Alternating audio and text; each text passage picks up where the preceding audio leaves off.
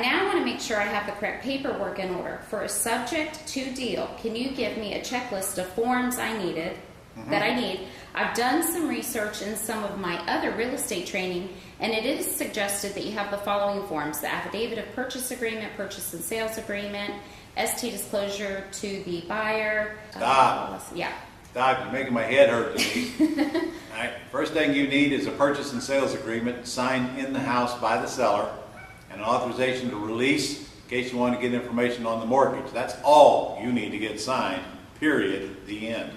The rest of the stuff is for your attorney, and frankly, he'll guide you on that. You won't guide him. One thing that you should have in front of him, though, is my seller's acknowledgement letter. That's the CYA letter that the seller signs off on, that I like everybody to do when they do a subject to deal. So if you can just get that to the attorney and your purchase and sale agreement, he'll take care of the rest, and quit worried about all of that other stuff. That's what attorneys do. They pull out paperwork and get both sides to sign it and make sure all the full disclosures are taken care of to comply.